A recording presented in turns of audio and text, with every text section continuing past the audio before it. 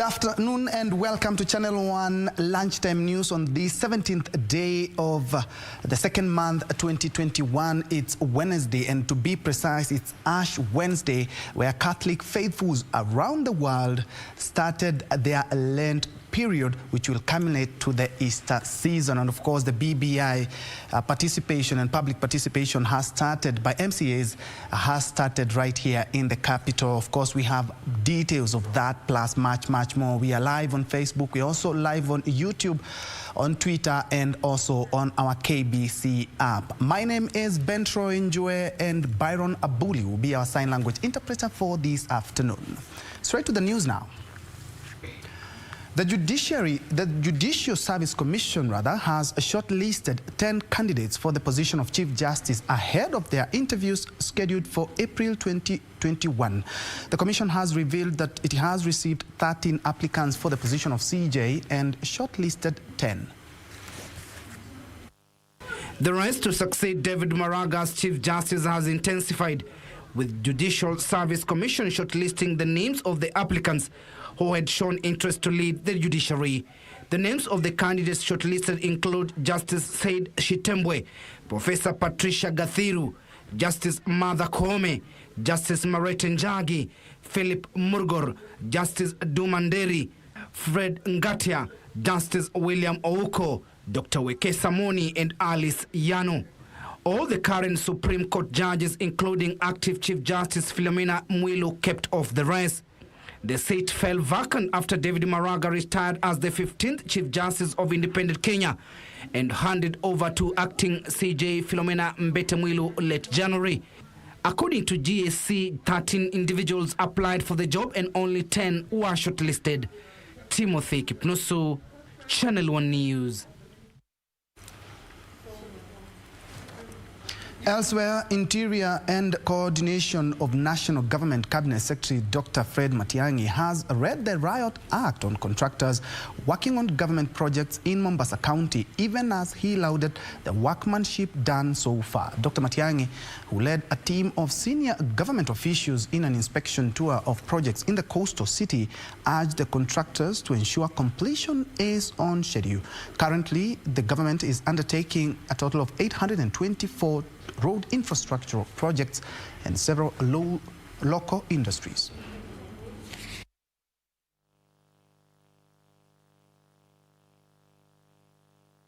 Of this project is fundamental in achieving that objective, and a lot of work started last year. The government has put in resources to ensure that this factory is revived and that we are well underway towards a total revival of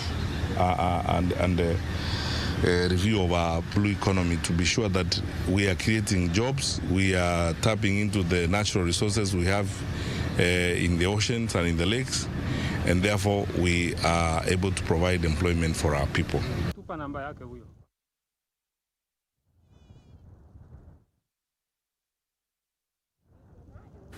Smallholder maize farmers in Migori and its environs have an opportunity to boost their yields following the introduction of a special blend fertilizer known as a MyCrop. The new fertilizer contains 5 extra nutrients set to boost the root and comb formation of their maize crop. Speaking at the launch of the MyCrop fertilizer, Yara East Africa Senior Commercial Manager Vitalis Wafula said the new brand has a lot of benefits that would see farmers get full value of their sweat. Migori County Ministry of Agriculture, Livestock and Fisheries Development Executive Committee member Valentine Ogongo said the development would promote food security in the county and other maize growing regions. Above the traditional DAPCN programs, but yet are also pocket-friendly to the farmer, and more importantly, delivering the value that the farmer is actually looking for. Farmers used to spend over 5,000 Kenya shillings to do a sample test. But right now, with the Yara, they have promised they are doing it at 800 shillings. We have the DigiFarm, they have the gadgets on the ground. You pay 600 shillings, they come and do the soil analysis, and they'll advise you on how to correct it.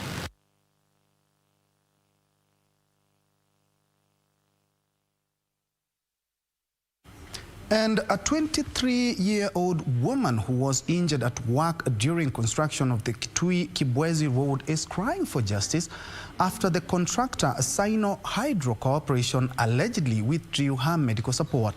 Caroline Nditi said she was working with the Chinese road construction firm as a road flagger when she was knocked down by a reversing grader.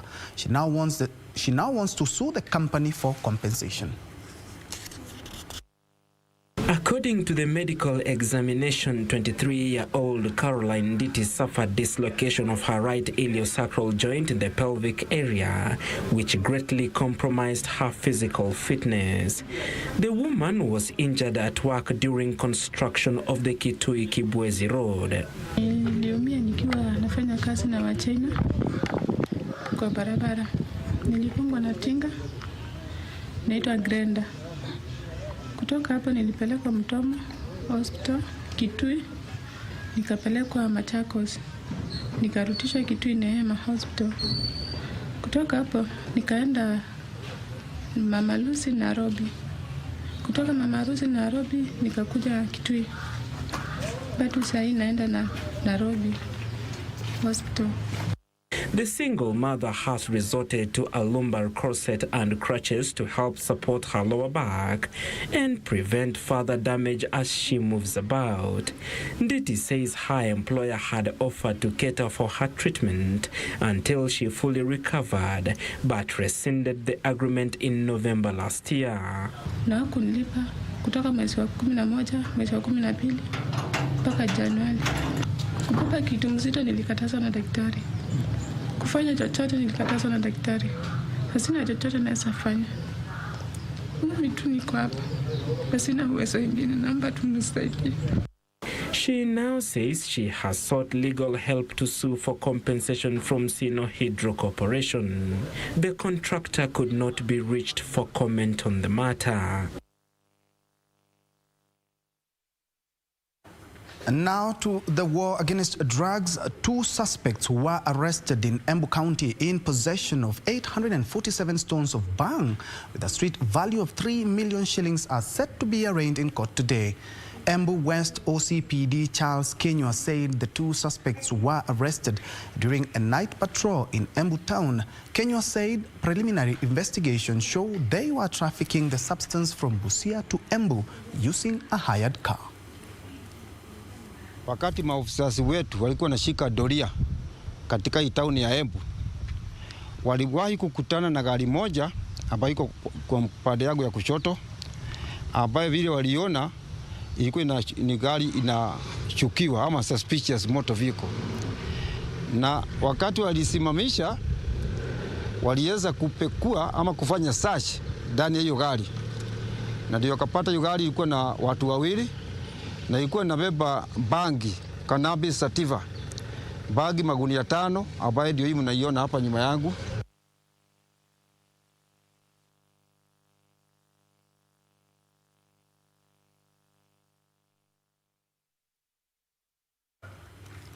Strict implementation of COVID-19 protocols have drastically reduced cases of new infections almost to 0 at the correctional facilities. Prisons Commissioner General Wycliffe Ogal said despite the infrastructural and other challenges, the department was able to suppress any new infection among the inmates. The commissioner spoke when he presented presidential awards to prison wardens for their exemplary services. Last year, President Uhuru Kenyatta awarded some Kenyans for their exemplary services to the citizens across the country. Among them were 11 wardens who were recognized for their efforts in improving the state of the correctional facilities. The burning spear. And Wednesday at prison headquarters in Nairobi, the officers physically received their awards. Among the 11 officers who were awarded are Deputy Commissioner Florence Omondi and Senior Commissioner General Commandant Prison College Wanini Kireria, who received the Elder of Burning Spear for transforming the facilities. They have been given these medals in recognition of the important role that Kenya Prison plays within the structure of national multi-agency management of security.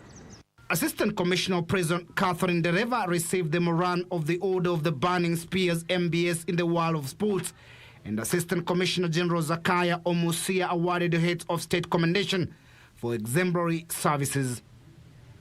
Prisons Commissioner General Wycliffe Ogalo urged the officers to continue with exemplary services they offer to citizens across the country.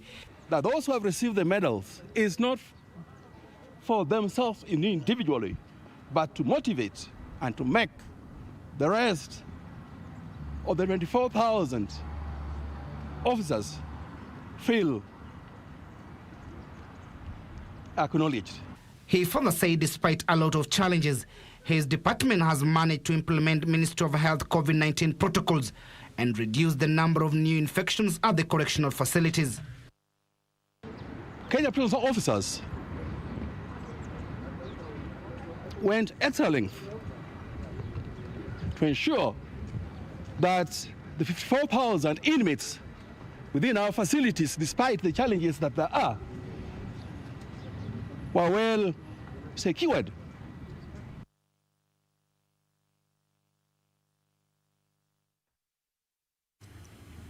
At about 11 minutes past the hour, we're taking our fast break. But when we come back, more local, international, business, and also sports news. Stay tuned.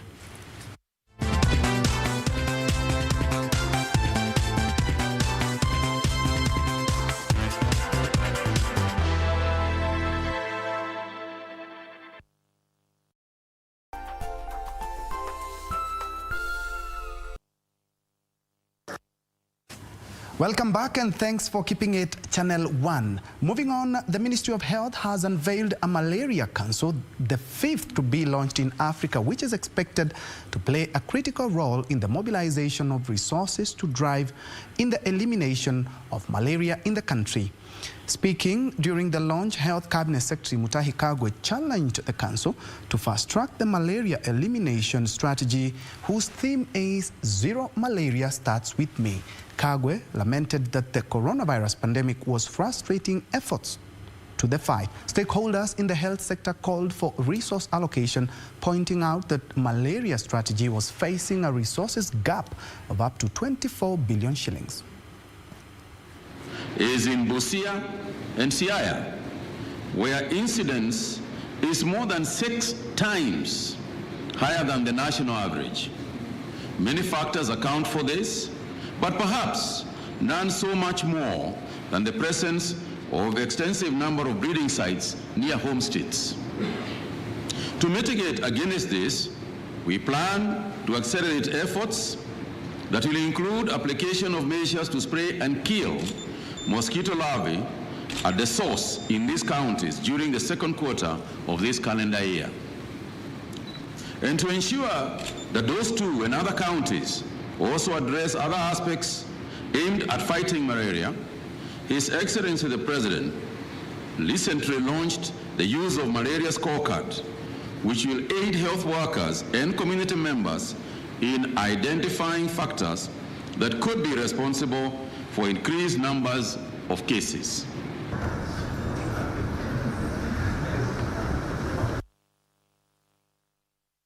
Let's now focus on education matters, where learning at Moi Girls High School in Eldoret was disrupted by students who boycotted classes demanding the removal of their headmistress, Christine Chumba. The students are lamenting reintroduction of corporal punishment, mistreatment, and poor diet. The boycott started at 9 a.m. with students camping outside their classes, demanding the immediate action against their principal. Efforts by the County Director of Education, Gitonga Mbaka, to persuade them to go back to class were not fruitful, and as students vowed to continue with their boycott until the headmistress is removed. The Board of Directors is holding an impromptu meeting to address the issue. We will continue with that discipline. You will not do anything that is undesirable, right? You will not damage anything. You will not hurt anybody. we are going to be conversing and talking and discussing and agreeing. Integrity, with dignity, respect to all. It is not that we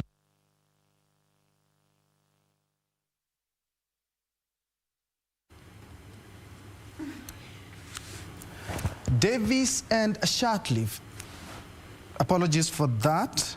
Health Cabinet Secretary Mutahi Kagwe has put the World Health Organization on the spot for what he terms as failure by the UN body to fast-track approval of locally manufactured medical products in the country. The health CS is saying the delays were frustrating efforts to eliminate diseases that can successfully be brought to ease. Kagwe, who expressed frustrations today that the country is yet to receive the coronavirus AstraZeneca vaccine doses ordered earlier this year, attributing the long wait to failure by the World Health Organization to approve other promising vaccines. It is not that we don't have the money to buy vaccines, but the vaccines are still not available to us. Why? Because obviously the country is making those vaccines. We'll give priority to those they'll give priority to national interests before they ever come to us. So it's absolutely critical. And I want to challenge the Council, I want to challenge the donor community, I want to challenge the World Health Organization that we give priority for the local manufacturing aspect. And as a government and as a cabinet, we have pronounced ourselves on this matter, that at least the Kenya part of the funding will definitely go to local manufacturers.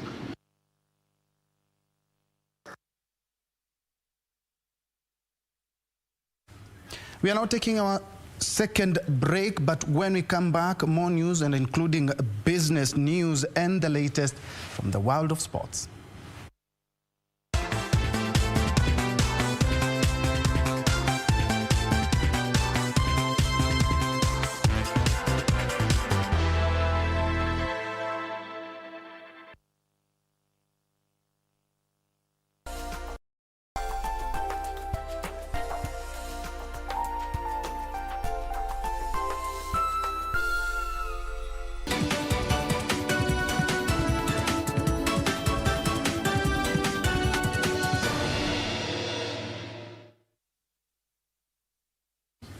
In business, only 2 listed companies have achieved a 50-50 gender representation in their boards.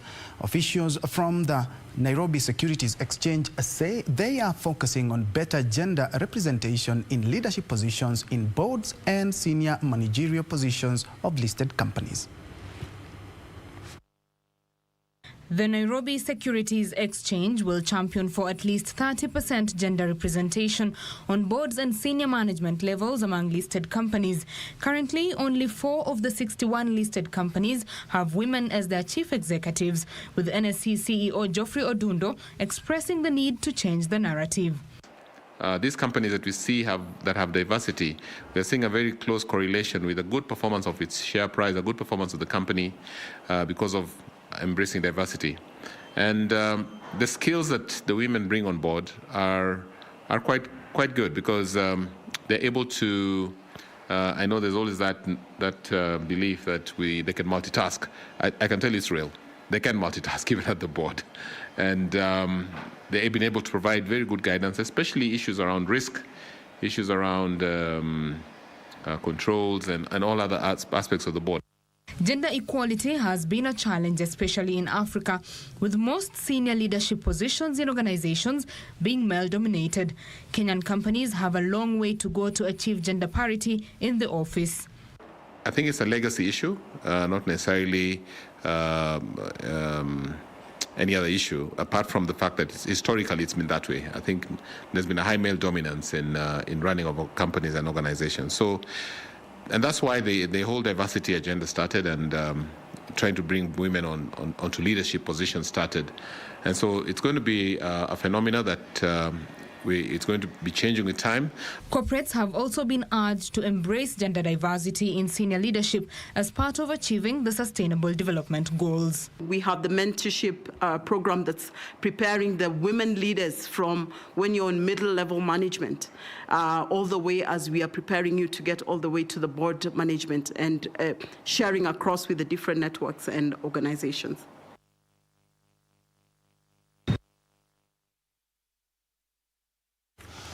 Elsewhere, the Kenya-Ethiopia power line that allows trading of electricity between East African countries is set to go live in 3 months. Energy Cabinet Secretary Charles Keter says the 1,068-kilometer power transmission line will be a game changer as it opens power trading opportunities for both Kenya and Ethiopia.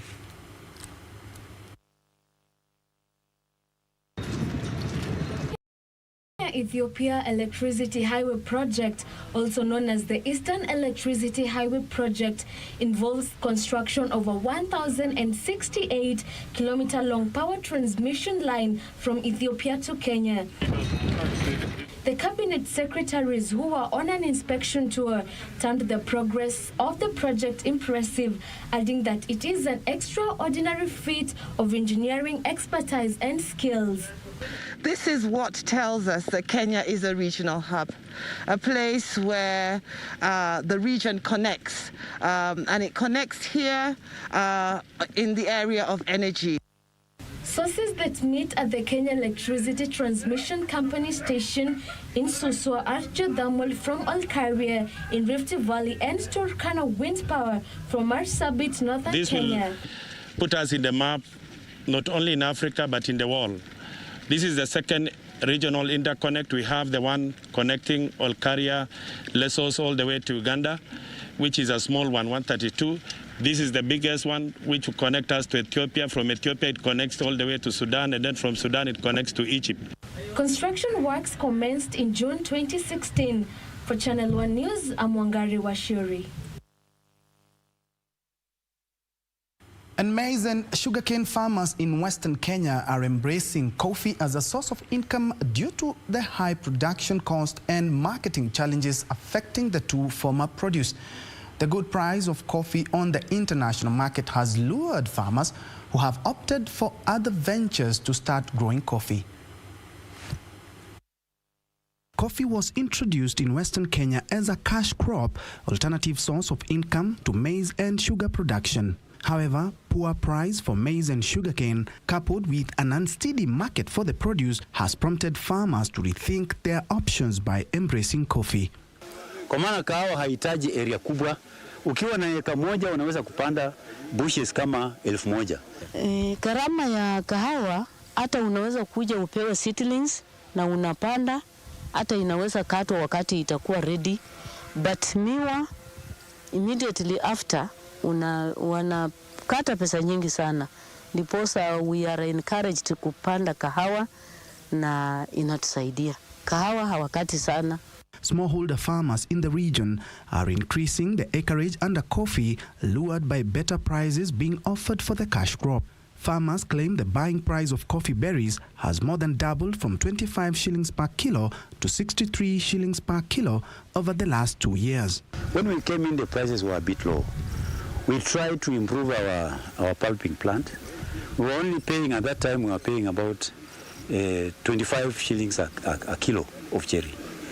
The following year, we improved it to around 41. And this time, we have now gone to 63 shillings per kilo, which I think is, farmers are, I think, comfortable about that one. For some farmers, such as Maurice Mangoli, coffee is their retirement project. Anse kupanda kahawa nilikuwa mkulima wa mahindi na miwa. Lakini haijanisaidia sana kusomesha watoto.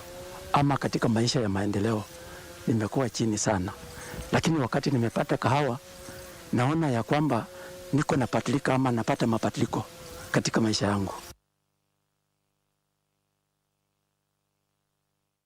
Moving on, Davis and Shatleaf Group says the company connected 700,000 people to clean water in the year 2020 alone, helping many disadvantaged communities improve their livelihoods and sanitation standards required to fight the spread of COVID-19.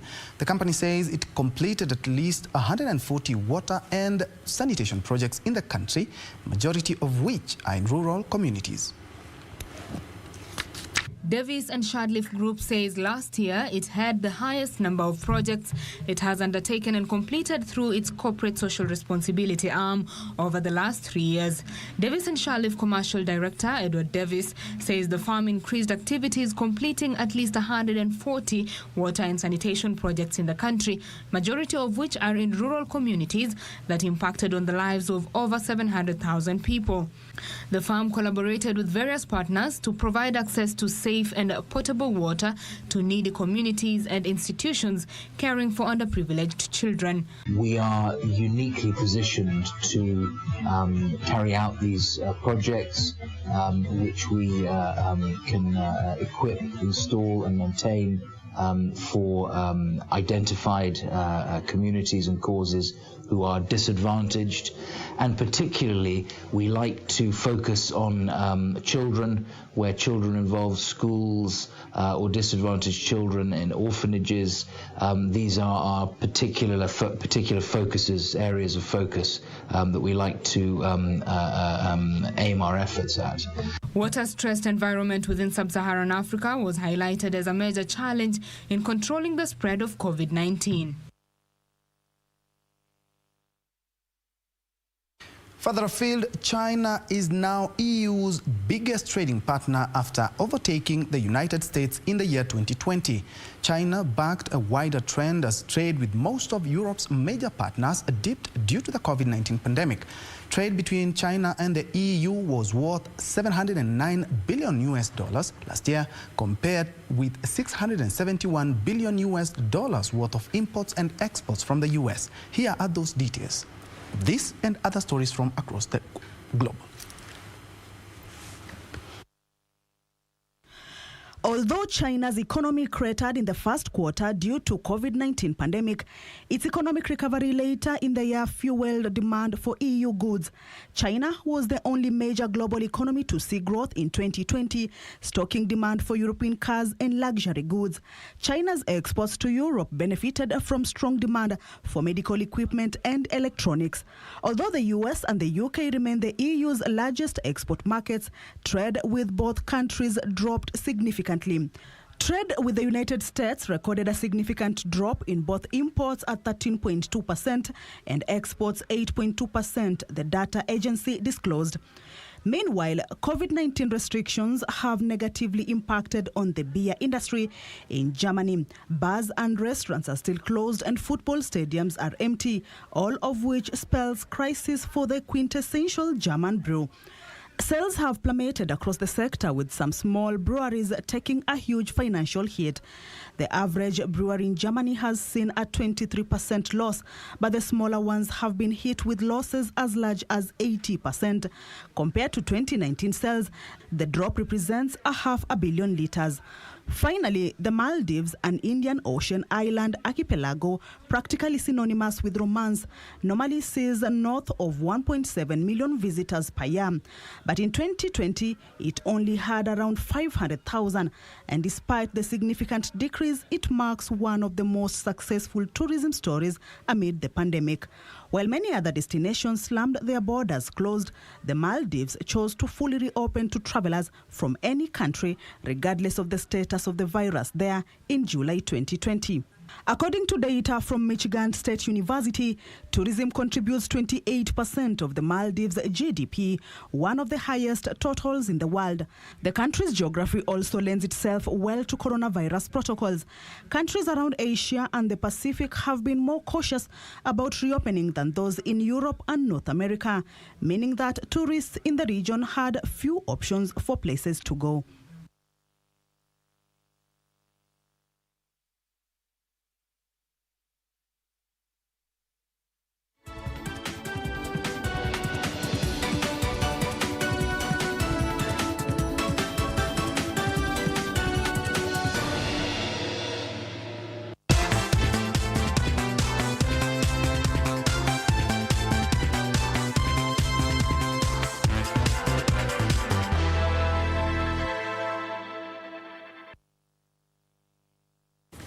Closer home, the national government, through the counter-terrorism unit, is training county government law enforcement officers to adopt a new strategy aimed at countering terrorism and violent extremism in the country along the key hotspots threatened by the Al-Shabaab militants from Somalia.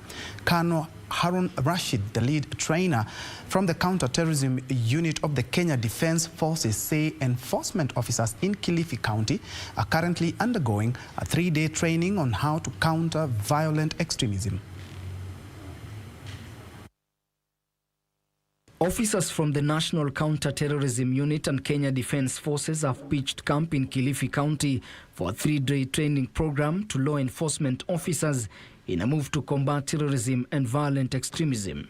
Colonel Harun Rashid, who is the lead trainer from the Counter-Terrorism Unit, said the training targets at strengthening information sharing from the grassroots, which are easy targets for radicalization.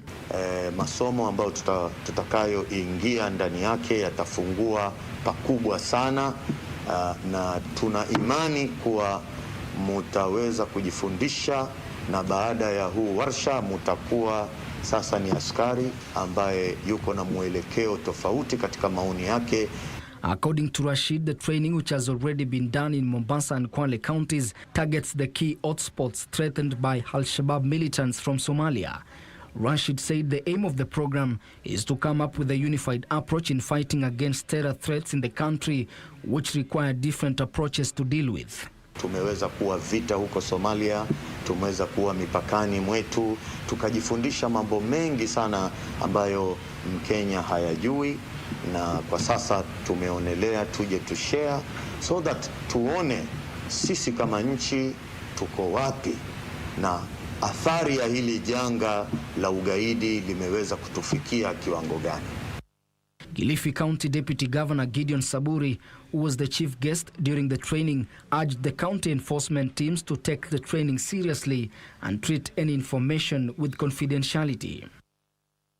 Moja wa sababu zetu ilikuwa ni mambo ya terrorism ambayo imeimprove sana, haswa kwa sababu ya serikali ama jeshi kwenda kuchukua hatamu za kuhakikisha kwamba hata wale walikuwa wakija wakitusumbua ama wakisumbua watalii wameweza kuzuiwa. The deputy governor also called on the youths not to easily fall prey to the agents who radicalize and recruit them as terrorists. Ben Chumba, reporting for Channel 1 News. And hundreds of residents along Oloitoktok Taveta Road in Kajiado County are up in arms over the deplorable state of the road infrastructure in the area. The locals say the sorry state of both main and feeder roads has left locals with no choice than to carry the sick on their back when accessing health facilities. A section of residents in Kajiado County are not amused with the poor state of roads in the area. The locals claim the deplorable road infrastructure has been in existence for the 5th year now. Locals say the state of affairs not only affects their well-being but also slows business with neighboring Tanzania nation. Hii town iko katika border ya Kenya na mpaka Tanzania, na kile kitu tunafanya hapa ni kilimo. Tunakuza mazao aina ya ufuta, nyanya, mahindi, na barabara hii unaiona hapa, hatuoni hata maendeleo yote. Viongozi wanatujali katika hii barabara. They claim a 67-kilometer road connecting Kajiado and Taita Taveta counties is impassable. Hii ni njia ya Rundure. Hii njia wakati imenyesha, watu kama ni wagonjwa kupelekwa hospitali na punda. Kama unavyoona saa hii, huyu alikuwa akiendea mgonjwa, lakini punda naye ikakwama. Residents claim the national government had in 2019 committed to repair the roads, but in vain. They now want both the national and county governments to come to their aid. Irene Mchuma Odim, Channel 1. And across borders, a winter storm in the U.S. has brought deadly freezing winds, ice and snow to many regions that rarely see such cold conditions. At least 21 deaths have been blamed on the widespread storm. The National Weather Service, NWS, said more than 150 million Americans were now under winter storm warnings. At least 21 deaths have been blamed on the widespread storm. Deaths have been reported in Tennessee, Texas, Kentucky, and Louisiana. In Texas, a surge in demand for electricity has led to widespread power cuts. The state is bracing for another icy storm. In North Carolina, tornadoes spawned by the same storm left 3 dead and 10 injured early on Tuesday. The National Weather Service reported that over 73% of the U.S. is currently covered in snow. Elsewhere, protesters have taken to the streets in Yangon, Myanmar, a day after leader Aung San Suu Kyi makes video link appearance to face fresh charges. Opponents of Myanmar's military coup, including celebrities, veteran activists, and students, rejected an army assertion that there was public support for overthrowing Suu Kyi. Finally, the Australian state of Victoria and the New Zealand city of Auckland will both end snap lockdowns on Thursday. Authorities in Australia said they had gained control of our hotel quarantine cluster in Melbourne, which prompted a 5-day lockdown. New Zealand will lift restrictions put in place in Auckland 3 days ago, despite 3 new cases of local infections. Both countries, known for their strict measures, have seen relatively few deaths and cases during the pandemic. For Channel